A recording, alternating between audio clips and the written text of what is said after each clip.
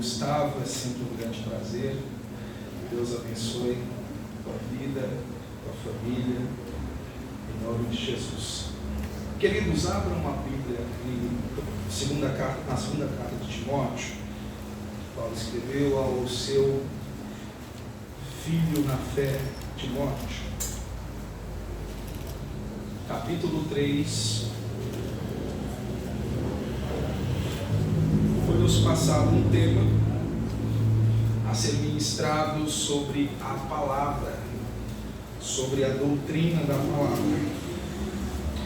E inicialmente eu quero ser bem didático com os irmãos, explicando. Então, tenha paciência, tá? Eu sou baiano, já viu, né? Os baianos, para falar, dar uma volta, mas chega lá, tá bom? Então eu quero ser inicialmente o mais didático com os irmãos em relação a isso. Segunda carta que Paulo escreveu a Timóteo, capítulo 3, versículo 16. Ele diz assim: toda a Escritura é inspirada por Deus e útil para o ensino, para a repreensão, para a correção e para a instrução na justiça. Todos comigo. Toda a Escritura é inspirada por Deus e útil para o ensino, para a repreensão, para a correção e para a instrução na justiça. Amém? Então essa é a definição que Paulo dá sobre a palavra de Deus. A palavra de Deus, ela não é velha e nem é nova, ela é eterna. Essa é a primeira coisa que nós precisamos entender sobre a palavra.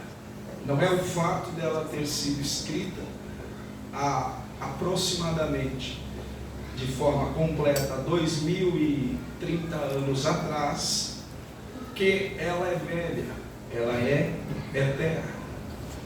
Isso significa que a palavra de Deus, ela não depende da cultura, ela não depende do tempo, porque ela nasce na mente de Deus. E diferentemente de nós, seres humanos, que vivemos no tempo, e aí nós classificamos o tempo como passado, presente e futuro, Deus não possui essas escalas de divisões. Nós vivemos passado, presente e futuro. Deus é sempre presente. O nosso passado, para Deus, já era presente. O nosso presente também é presente. E o nosso futuro, para Deus, já é presente. Porque eternidade é um presente de sucessões. É um eterno agora. Então, para Deus não funciona passado, presente e futuro, mas é agora. Por isso que Deus, ele é definido como aquele que é. Porque para Deus é. Para nós é passado, mas para Deus é agora. Para nós é presente, mas para Deus é agora. Aleluia. Para nós ainda será no futuro, mas para Deus é agora. Então Deus, como nós sabemos, ele é presciente. Então tudo já está descortinado nos olhos de Deus. Ele não precisa esperar até amanhã. Ele já é. Billy Graham, uma frase muito conhecida, disse que a Bíblia, ela é mais atual que o jornal de amanhã. Por quê? Porque o amanhã já pertence a Deus.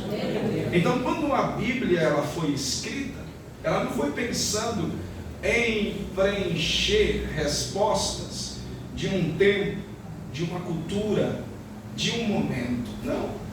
A Bíblia, quando ela foi inspirada por Deus, ela foi inspirada a fim de que compreendesse toda a história humana, em todos os tempos, em todas as ocasiões.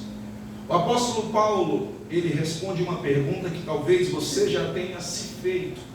Mas é aquelas pessoas que não conheceram a Bíblia, que viveram antes da Bíblia, como que elas faziam, ou como foi feito para que elas tivessem acesso à palavra de Deus, ou à revelação de Deus? Romanos capítulo 1 e capítulo 2 diz que primeiro Deus se revela de modo geral. Essa revelação geral é por meio das coisas criadas, por meio da criação, e ela já é suficiente para que o homem reconheça a grandeza de Deus e atribua a Ele glória. Em segundo momento, a revelação especial, que é as Escrituras, tendo como seu ápice de conclusão a manifestação de Cristo, por meio da encarnação. E aí Paulo diz: não haverá desculpas para aqueles que disserem, mas ninguém pregou para mim, porque diante de Deus eles serão indesculpáveis, porque a revelação de Deus, ela foi abrangente na história e na criação. Então, quando Deus fez ou inspirou os homens para que escrevessem as Escrituras, Ele não pensava em um momento da história, mas em todo o tempo. Diferente da ética, por exemplo, das leis, e você percebe isso porque se você pegar a nossa Constituição, a cada ano ela está mais volumoso, está mais amplo, porque anualmente ou de tempos em tempos o homem repensa suas leis, criam emendas constitucionais, e essas emendas elas são brechas nas leis para consertar falhas em leis anteriores. Deus não faz emendas nas Escrituras, porque as Escrituras elas já são completas. Quando Deus a escreveu, quando Deus a inspirou, Ele sabia que não haveria falhas em nenhuma de suas pontas, ou por meio de nenhum de seus autores. Então a Bíblia não são como as leis humanas, que tem falhas e que se reinventam, se reescrevem. A Bíblia, ela é perfeita. Os humoristas em programas de stand-up ou em talking shows, eles tentam incutir na mente da sociedade de que se a Bíblia tivesse sido escrita hoje, certamente ela não estaria do jeito que está, ou as coisas que estão nela, dizendo que são proibições, não estariam, e as coisas que elas afirmam ser verdade não estariam, porque entenderiam o desenvolvimento do ser humano. Porém, é o que eu disse, Deus não falha. Se você pegar toda a história das Escrituras e todo esse livro que está em suas mãos, ele tem um período de 1600 anos de escrita. É o período que ela foi composta em termos de narrativa, de história. Durante 1600 homens, Deus pegou autores de diversas classes sociais, diversos meios, diversas culturas. Por mais que existissem pessoas ali centralizadas no meio de Israel, de onde vem a maior parte dos escritos, Deus usou a vida de homens gregos, Deus usou a vida de pessoas em países como a Pérsia, Deus usou pessoas no Egito, Deus usou pessoas em localidades distintas. Deus pegou fazendeiro, Deus pegou artesão, Deus pegou carpinteiro, Deus pegou cuidador de ovelhas, Deus pegou músico, Deus pegou profetisa, Deus pegou dona de casa, Deus pegou guerreiros, Deus pegou canhoto, Deus pegou destro, Deus pegou homens de diversos tipos de saberes culturais. E estes homens não se conheceram. Dificilmente um autor conheceu o outro autor. E na maioria das vezes eles existiram em uma distância de tempo, de meses, anos, décadas, séculos. Isaías e Moisés, por exemplo, olha a distância de tempo. Mas tanto o que Moisés escreveu, como o que Lucas escreveu no Novo Testamento, se coincidem, se ligam, se casam. Não há contradições. Se você pegar livros de filosofia, por exemplo, é um autor desconstruindo o outro. Se você pegar livros de educação, é um teórico desconstruindo o outro.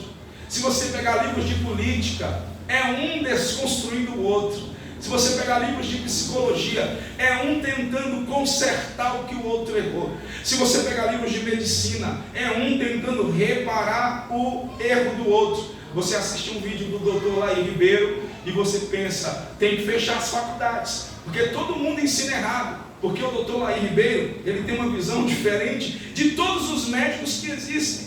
Por quê? Porque eles em si não têm coerência. Eles existem em contradições, eles não se concordam, eles não se casam em suas falas, em suas escritas, em suas pesquisas, em seus pensamentos. Mas você pega a Bíblia, que foi escrita em uma distância de tempo de 1600 anos do primeiro e 1600 ao último autor, todos falam a mesma coisa. Por quê? Porque as palavras escritas na Bíblia, elas não vêm do homem, mas elas vieram do próprio Deus. Então por isso a Bíblia não precisa de recortes, ela não precisa de atualização, ela não precisa de emendas, ela não precisa de nota de rodapé, ela não precisa de ajustes, ela não precisa de correções, ela não precisa de adaptações. Mas a nossa sociedade é uma sociedade completamente diferente da sociedade antiga, com certeza, não tenha dúvidas. Mas os problemas que norteiam os seres humanos são os mesmos. O pecado é o mesmo, as falhas são as mesmas, os desvios são os mesmos. Muda-se o tempo e a cultura, tecnologia e conhecimento. Mas o que a Bíblia vem para tratar não é sobre tecnologia. A Bíblia não vem tratar sobre conhecimento. A Bíblia vem para tratar a doença do ser humano, aquilo que está enraizado em sua natureza. A Bíblia não vem para consertar programa ou agenda política. A Bíblia vem para consertar o ser humano. Por isso que ela vem com tanto período de tempo. E ela não precisa de atualização, porque a maldade do ser humano é a mesma dos tempos de Sodoma, a mentira é a mesma, os medos são os mesmos, as fragilidades são as mesmas, as inseguranças são as mesmas. Então a Bíblia ela vem para tratar essas questões. Ela não precisa de atualização, porque o Deus que a inspirou, Ele conhece o princípio e o final das coisas, porque Ele é o princípio do começo, e Ele é o final do fim de todas as coisas. Quando Ele escreve esta palavra, Ele está pensando no final de todas as coisas. Ela não precisa de adaptação. A palavra de Deus, como eu disse para vocês, ela não pode ser comparada às leis, porque as leis mudam, a palavra não muda. A palavra ela nos alimenta espiritualmente, ela nos conecta, ela fortalece o nosso relacionamento com Deus, ela alimenta a nossa alma e o nosso espírito. A oração é diálogo. Palavra é alimento, oração não é alimento, palavra é alimento. oração é diálogo, oração é relacionamento, palavra é alimento, palavra é fortalecimento, palavra é crescimento espiritual. Eu estou me sentindo fraco espiritualmente, leia a palavra. Eu preciso de uma resposta de Deus, leia a palavra. Eu não tenho paciência com as pessoas, leia a palavra. Eu sou muito bruto nas minhas palavras, leia a palavra. Eu preciso crescer em graça e conhecimento, leia a palavra. Na nossa época, na atualidade, eu vou chamar de atualidade os nossos dias, a pós-modernidade. Eu não vou citar referências históricas para dizer as provas históricas que nós temos, que a Bíblia é um livro sem contradições, porque são muitas. Precisaríamos de pelo menos 3 quilômetros para colocar todos os papéis de livros escritos na época da palavra de Deus, que comprovam a veracidade desses escritos, e que não foram escritos por pessoas que pertenciam ao mesmo ambiente, mas pessoas de outras realidades, que escreveram sobre esta palavra. Mas na atualidade existem 3 grandes desafios, que vão diretamente contra a palavra de Deus, tentando desconstruir a verdade das Escrituras. E depois que eu falar para vocês desses 3, eu vou apresentar 4 caminhos que a própria palavra de Deus diz e provam que ela é a verdade. O primeiro é a secularização. É o primeiro desafio nosso dos nossos dias. O segundo é a relativização. O terceiro, pluralização. O que é a secularização? A secularização, irmãos, é o avanço tecnológico. Não somente isso, mas a substituição da fé em Deus na fé pela ciência. Os homens estão colocando a sua fé naquilo que é facto, naquilo que é factual, naquilo que é provável, naquilo que é visível, naquilo que é concreto, naquilo que é resultado, naquilo que lhe traz satisfação instantânea. A secularização é esse processo aonde se troca aquilo que é fé por aquilo que é fato, aquilo que é fé por aquilo que é concreto. A fé depende da espera, da confiança, da palavra. O fato depende da prova, do experimento, da pesquisa. A fé depende da experiência com Deus, da vivência com Deus, do relacionamento com Deus.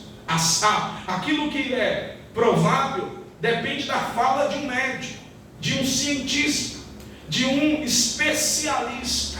Quando foi a época da Covid, orávamos pedindo a Deus por uma saída, mas as pessoas, quando ouviam a vacina chega em 30 dias, o coração descansava. Quando se aproximava, dizia, em uma semana a vacina, as pessoas falavam, ainda bem que a vacina chegou, agora estaremos imunizados contra a Covid-19. Mas nós esquecemos que a vacina só foi alcançada porque alguém teve conhecimento para alcançar aquele conhecimento e experimento de que aquilo funcionaria. Porém, muitas pessoas tomaram a vacina e não resistiram à Covid-19, porque elas não entenderam que por trás da ciência, por trás da pesquisa e por trás da vida está Deus, que tem o controle da ciência, do conhecimento e da vida do ser humano. Os homens estão confiando na ciência e esquecendo que o dono de todas as ciências ainda é o dono desta palavra. A secularização, ela incute em nossas mentes que é mais fácil acreditar no que se vê do que crer em algo que não se toca. Outro aspecto é a relativização. E a relativização vem para dizer que tudo é relativo, ou que tudo pode ser questionado, ou que tudo que você fale não é absoluto. Se você já escutou alguém que disse, isso é relativo, você está diante de uma pessoa que possivelmente não sabe o que isso significa, ou que propositalmente está reproduzindo a fala, ou está dizendo que tudo depende de um ângulo, de um ponto de vista, de um olhar diferente. Eu venho dizer uma coisa para você: tudo não é relativo, porque 2 mais 2 são 4, porque daqui a pouco vão dizer que 2 mais 2 é igual a 5, porque depende do ponto de vista que você vê. Apesar que depois que a matemática colocou letras, 2 mais 2 não é igual a 4, 2 mais 2 é igual a x. Ache o x. Esse é o problema. Então, a ideia do tudo é relativo é dar a todo mundo o conforto de discordar, mesmo que seja da verdade. Ou seja, está aqui diante de você a prova, a verdade, a razão, a causa, a circunstância. Mas isso não é suficiente. Para ser suficiente, é só quando você se sente à vontade em dizer que aquilo de fato é o que parece. Porque as coisas não podem ser mais palpáveis. As coisas têm que ser relativas. Depende do ponto de vista. Aí uma vez Jesus disse aos seus discípulos, porque Tomé falou: Senhor, nos mostre o caminho. Aí Jesus disse: eu, Tomé, sou o caminho. Eu, Tomé, sou a verdade. Eu, Tomé, sou a vida. Quando ele usa o artigo a, vida, o caminho, a verdade, ele está dizendo: não existe os caminhos, as verdades, uns caminhos. Perceba a diferença. Quando você não quer se referir a uma pessoa, a mais de uma pessoa, você fala: tinha uns irmãos. Isso é indefinido, não se sabe quanto, não se sabe a quantidade, mas tinha uns ou alguns. Isso são indefinidos. Mas Jesus, ele define e fala: eu sou a verdade. Ou seja, é uma, não tem outra. Mas e se o cara do outro lado da sociedade dizer que depende do ponto de vista dele? Eu tenho uma notícia para você: o que Jesus disse para mim é mais importante do que o cara do outro lado disse que é importante. Porque Jesus disse: eu sou a verdade, eu sou o caminho, eu sou a vida. Terceiro, pluralização. É o terceiro desafio que existe nos nossos dias e que tentam combater diretamente a palavra de Deus. De que forma a pluralização? Porque a pluralização é essa tentativa de misturar multiplicidades.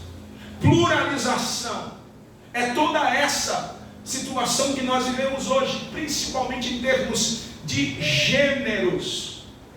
Quando se fala de LGBTQIA+, está dizendo de todas as possibilidades de gênero, ou de opções, ou de orientações. Mas agora eles falam condições sexuais, porque segundo eles foram condicionados pela natureza a ser desse jeito. E não foi uma questão de orientação ou de opção. Então agora existe o não binário. O não binário é o cara que não sabe se ele é homem ou se ele é mulher. Existe o pansexual, que ele é todos os tipos de sexualidade em um, ou seja, tudo que vier ele encara, tudo que vier ele faz. Tem o homem trans, a mulher trans, né? Aí tem o heterossexual, o homossexual, o lesbianismo, tem bissexualidade e muitas outras probabilidades de sexualidades. E a grande tentativa do pluralismo é dizer que tudo isso está tudo certo, e que no final das contas, candomblé, religiões afro, espiritismo, kardecismo, tudo que existe de religiões e seitas irão sentar na mesma mesa com o mesmo Deus e adorá-lo em espírito e verdade. E a Bíblia Sagrada, ela é clara em dizer que Deus é um Deus que não se mistura, e que a palavra de Deus é a verdade. Glória a Deus. Glória a Deus. São 3 apontamentos que nós vivemos hoje nos nossos dias. Daqui uns dias, você, irmã, vai estar no banheiro de sua empresa e vai entrar um homem lá dizendo que é mulher, e você não vai poder questionar. Há já em muitas universidades, USP, São Judas, PUC e muitas outras aqui no Brasil, especificamente São Paulo, que já existe um banheiro inclusivo. Você entra, e eu mandei até a foto para minha esposa, eu estava lá lavando, né, as mãos, a menina do meu lado aqui. Lavei aqui e saí, entrando meninas e meninos, e está tudo certo. Daqui uns dias você vai estar num restaurante e alguém vai entrar e vai querer usar o banheiro com você lá dentro, e você não vai poder questionar, porque isso é pluralização. As leis se modificam a fim de gerar inclusão. Por isso que todos os anos elas se aumentam, elas se multiplicam. Mas são os desafios que nós temos. Porém, se nós formos manter firmes aquilo que a palavra de Deus nos ensina, nós precisaremos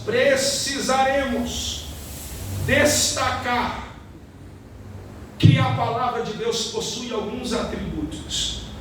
E esses atributos que a palavra de Deus possui, eles não podem ser de forma nenhuma vendidos ou negociados ou desconstruídos, porque eles são os alicerces da palavra, são as características que determinam a identidade da palavra. Esses 4 atributos que eu vou falar para vocês é aquilo que dá à palavra a característica de verdade de Deus que nós estamos falando. Assim como Deus tem seus atributos, eternidade, onipotência, onipresença, onisciência, a palavra de Deus também possui. Primeiro atributo da palavra, ela é inspirada. Segundo atributo, ela é inerrante.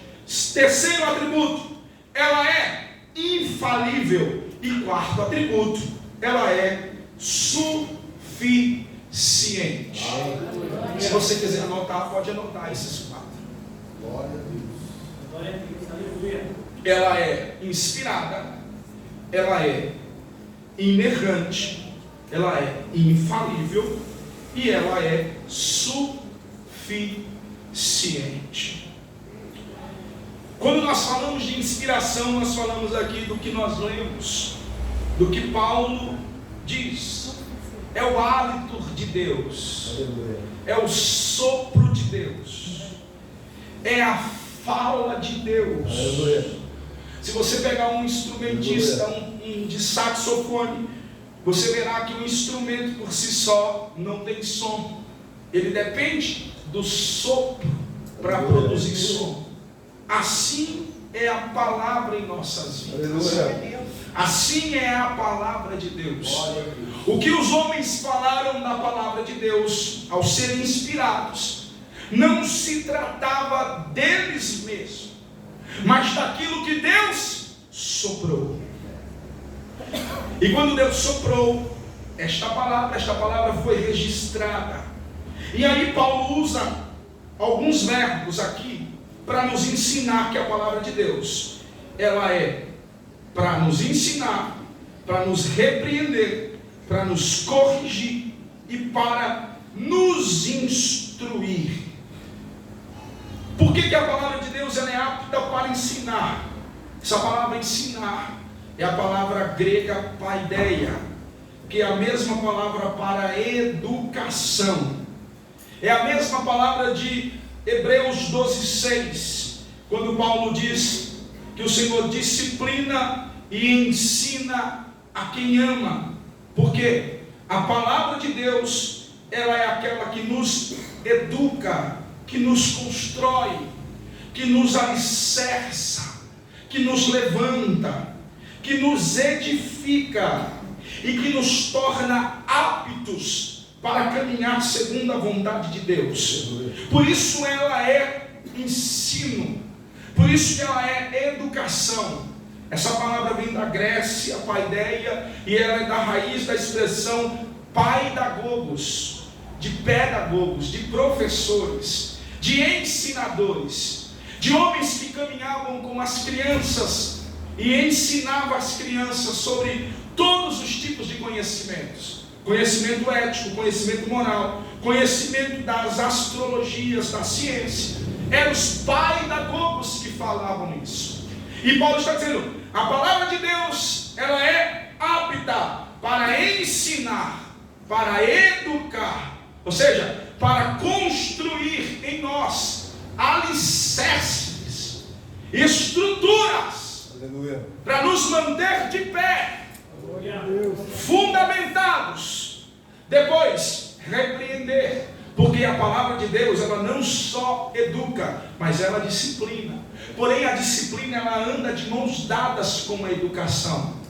A mesma Bíblia que te disciplina é a mesma que segura e fala, não, você não vai sair, você vai ficar aqui, você vai aprender com a tua disciplina, e eu vou segurar em tuas mãos, e você vai caminhar juntos comigo. É isso que Hebreus 12:6 nos ensina, que ele, a quem ama, educa e disciplina. Ela também é apta para correção. Correção. A palavra de Deus, ela antecede vários problemas. Você chega aqui na igreja e talvez você venha com a alma aflita, querendo conversar com o pastor, querendo falar com o líder, querendo desabafar, porque você não sabe resolver uma situação, você não sabe como lidar com um conflito. Aí de repente vem a pregação da palavra de Deus, e a pregação da palavra, ela te corrige com aquela situação. Por exemplo, você está com um problema em casa com criança.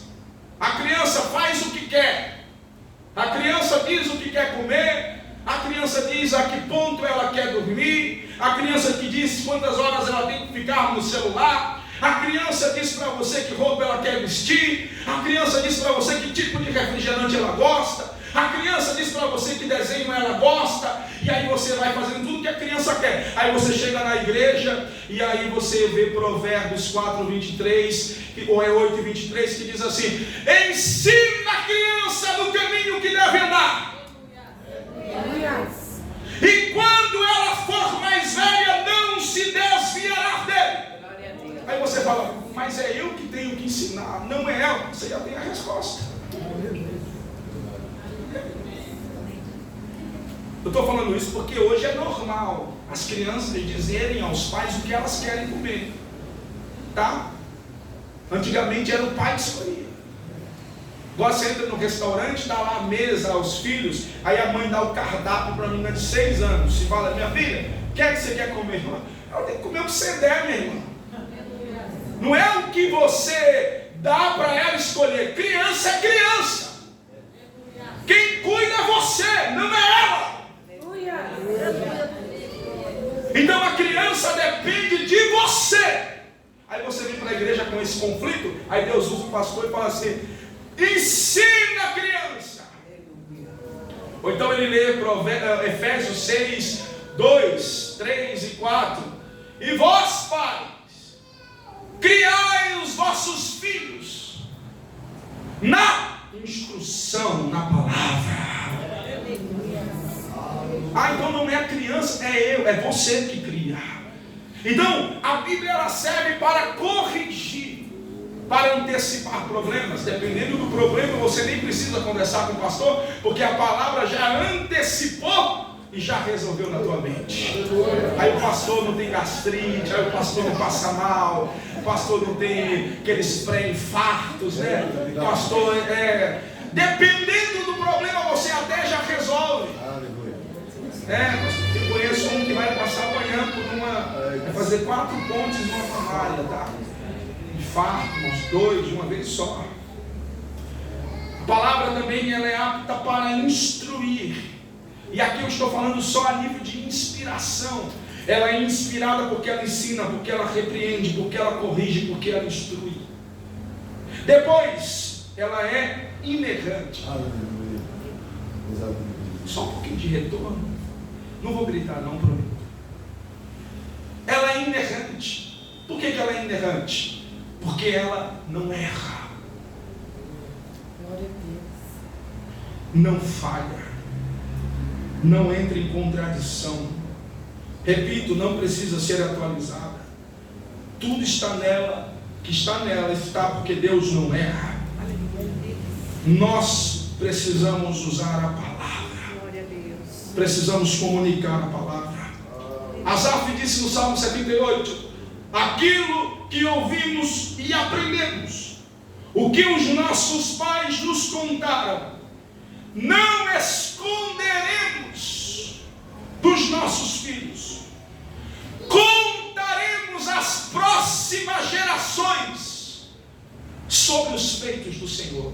Você não pode ter dúvida diante de uma pergunta sobre a palavra de Deus. Não, a palavra de Deus não erra. Aleluia. Não erra, porque ela é a palavra de Deus.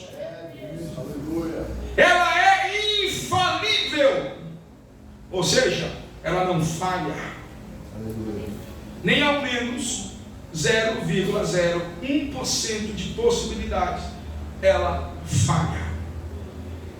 Tem um hino da harpa que tem uma frase que fala assim, se a fé te falta nos teus apertos, nas suas promessas descansa em paz.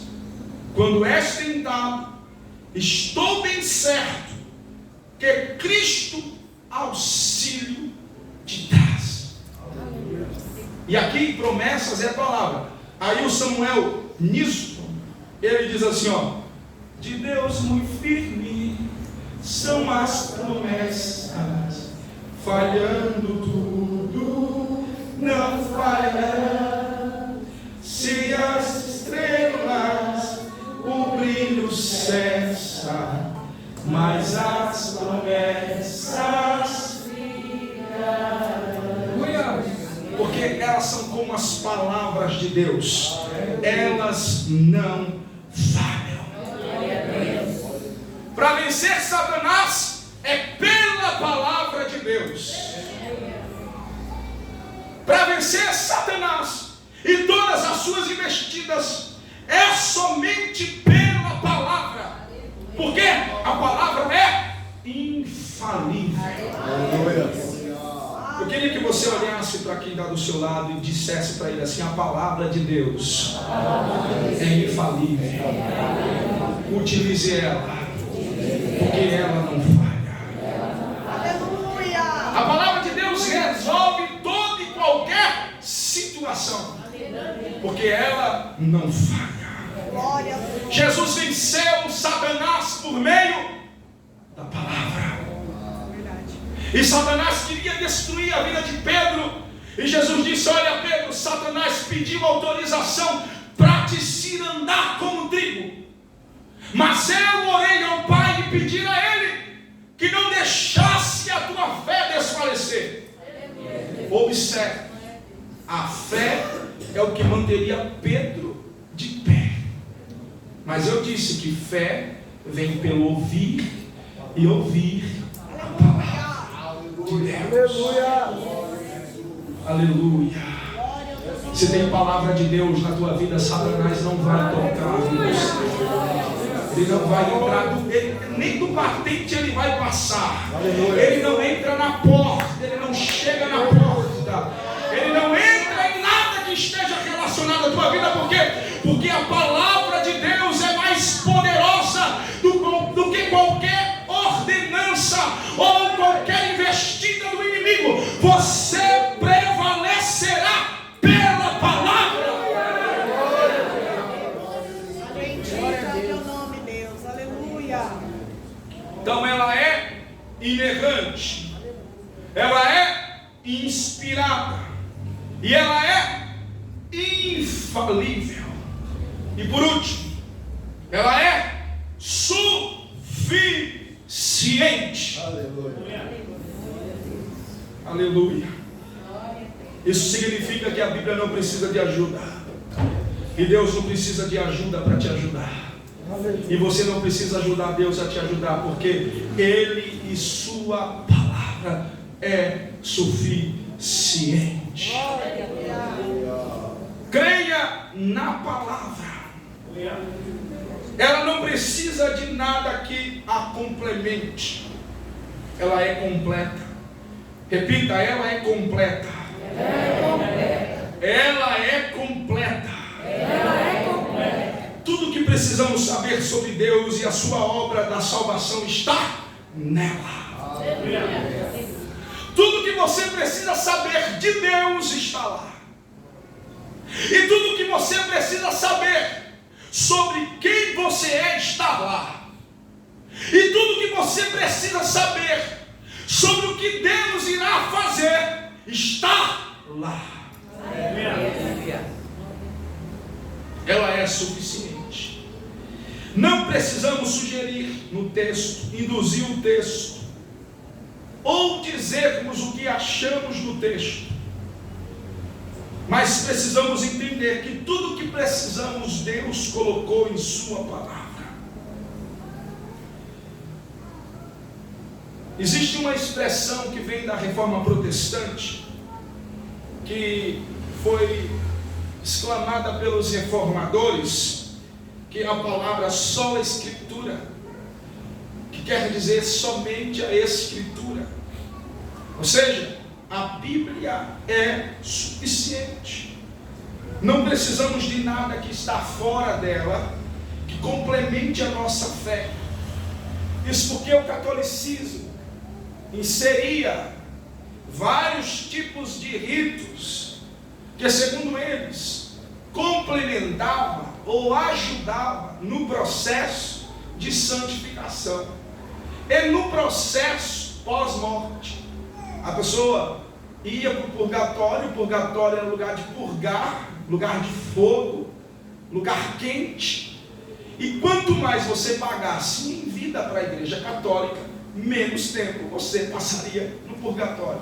Tinha gente que comprava anos, e a dependência da tua estadia no purgatório varia de acordo com as tuas infrações em vidas.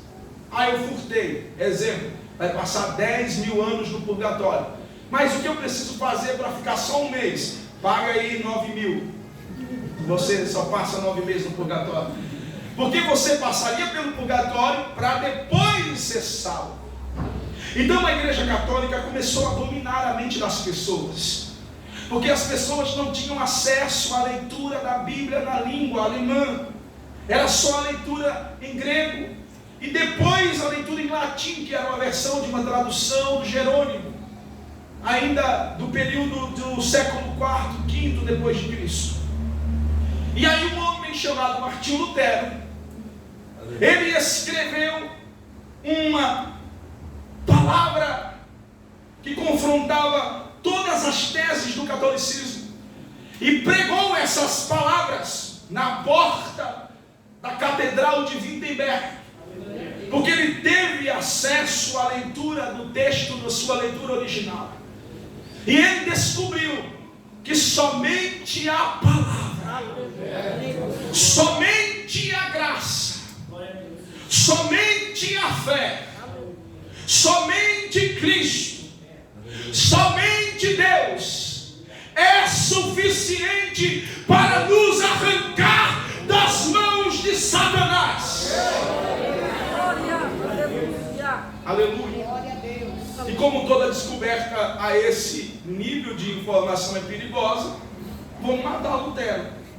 Os amigos de Lutero ocasionaram uma situação proposital como se fosse de um sequestro, sem o próprio Lutero saber. Porque o Lutero estava enfrentando a igreja católica de peito aberto. Mas os amigos dele sabiam que ele seria morto.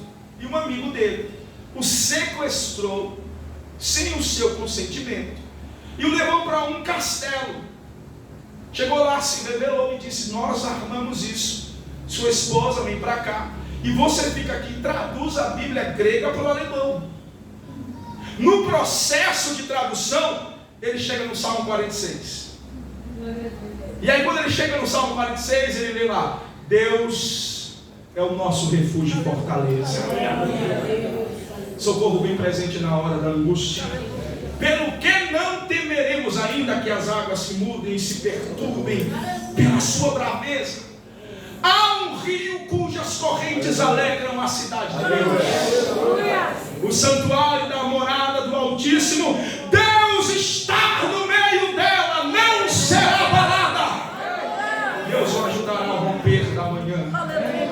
As nações se embraveceram, os reinos se moveram. Ele levantou a sua voz e a terra estremeceu. O Senhor dos exércitos está conosco, Deus de Jacó. Aí ele leu esse texto, Gustavo, e ele disse: então o Senhor é o nosso castelo forte. Ele está dentro de um castelo. E ele lê o Salmo que diz que Deus é um refúgio. E ele já está no contexto de refugiado. E ele lê o Salmo que diz que Deus é um refúgio. E ele fala: então ele é o meu refúgio. Ele fala: castelo forte é o nosso Deus. Oh, glória. Aí eu até separei um trechinho para vocês aqui. E ele fala assim, ó: se nos quisessem devorar, demônios não os contados não nos podiam assustar, nem somos derrotados. O grande acusador dos servos do Senhor já condenado está, vencido cairá por uma só palavra.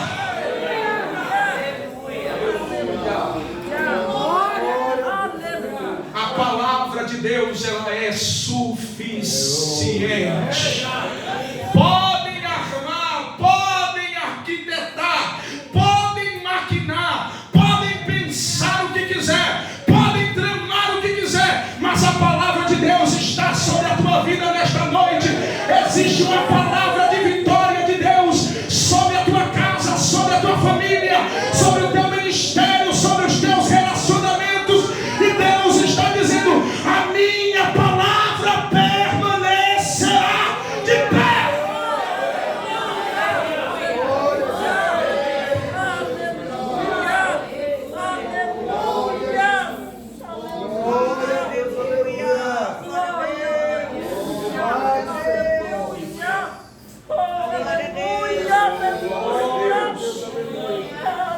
Aleluia. Depois ouça Castelo Forte, hino da nossa harpa, escrito no século XVI, por um homem em perseguição, mas que encontrou na palavra suficiência. Quando as provações vierem dizendo: o teu Deus não é suficiente, Deus está dizendo: é suficiente sim. Oh, glória a Deus. Deus é suficiente. Durante uns meses atrás eu li a carta de Filipenses, e no meu trabalho agora como capelão eu ensinei ela semanalmente.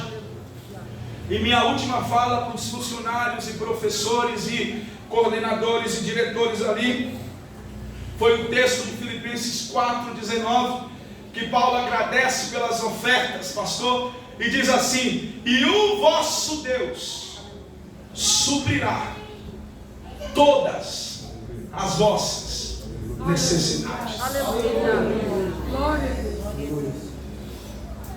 Todas. Eu falei quantas? Todas. Quantas? Todas. As vossas necessidades. Pode fazer assim, ó. Você supriu uma necessidade minha, mas Deus suprirá todas as necessidades. A última vez que eu vim aqui, o Senhor supriu todas as minhas necessidades naquele momento. Porque eu lembro que eu tinha gastado todo o dinheiro com guincho para pegar o carro. Eu falei, meu Deus, eu não tenho 10 centavos para pagar a conta de água. Chegou aqui, o pastor me deu exatamente o dinheiro que eu tinha gastado no guincho. E eu não pedi nada para ele. E esses dias eu estava lendo a carta de Filipenses, e uma pessoa falou para mim assim: Samuel, creia, você não disse que Deus supre as necessidades? Só que agora eu estava precisando de um valor de quase 12 mil reais. E Deus usou alguém e falou: Deus falou comigo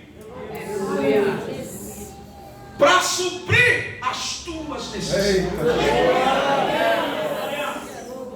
Aleluia. Glória a Deus. Porque Deus é suficiente. A palavra de Deus é suficiente. O que Deus disse sobre a tua vida é suficiente. Guarde esta palavra no teu coração, independente das vozes que estão dizendo lá fora. O que Deus falou ao teu respeito é suficiente.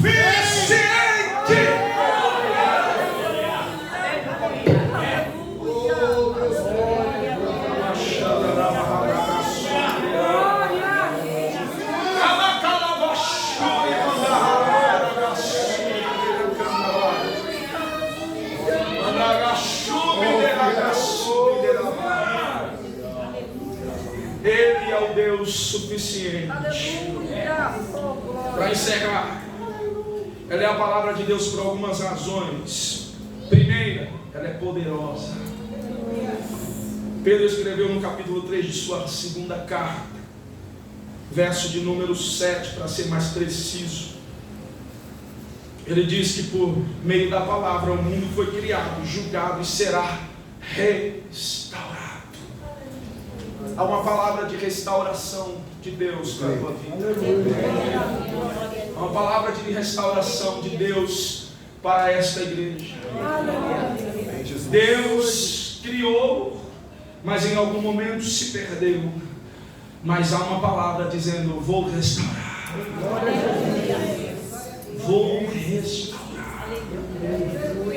Como que o Senhor fará isso? Por minha palavra. Escreva isso aí. A data de hoje haverá restauração pela palavra. A palavra de Deus é poderosa porque quando você lê ela também te lê.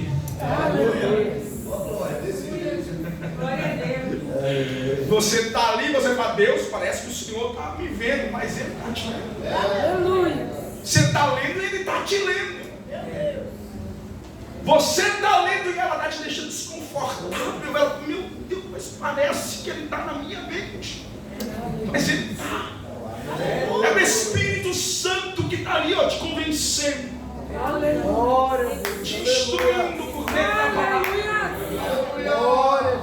Então, enquanto você lê ela te lê. Glória a Deus. Nós temos exemplos de homens que foram salvos pela palavra de Deus. Por uma palavra, Paulo ficou cego e voltou a enxergar.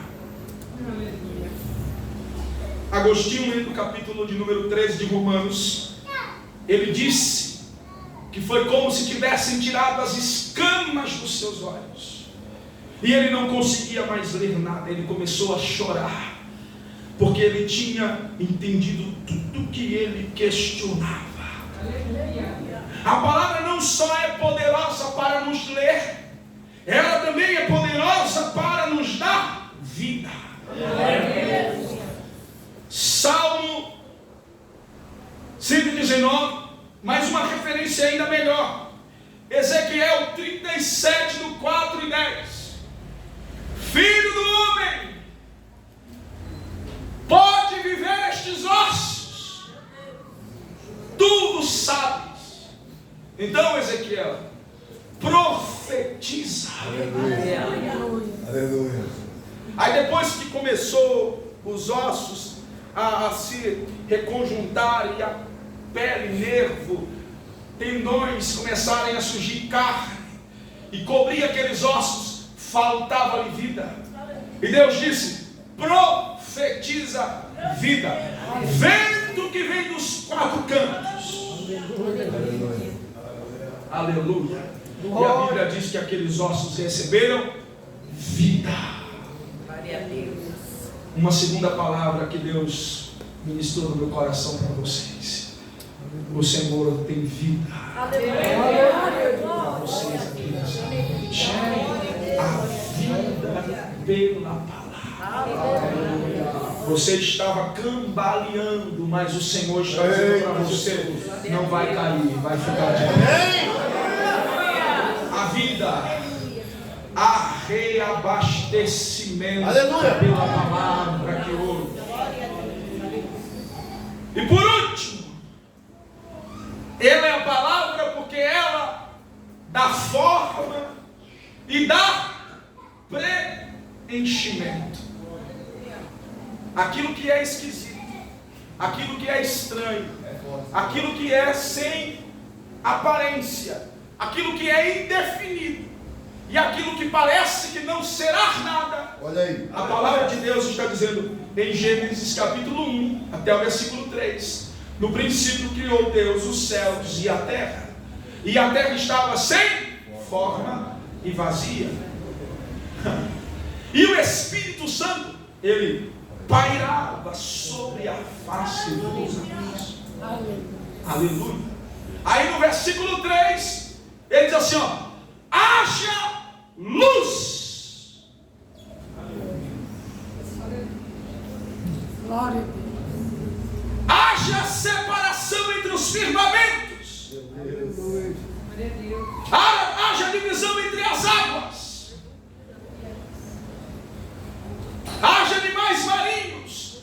Haja astros estrelares. Haja um luminar que governe durante o dia e outro que governe durante a noite. E aí de repente a terra está com forma e preenchida. Porque pela palavra de Deus, aquilo que está indefinido ganha forma. E aquilo que está vazio é preenchido.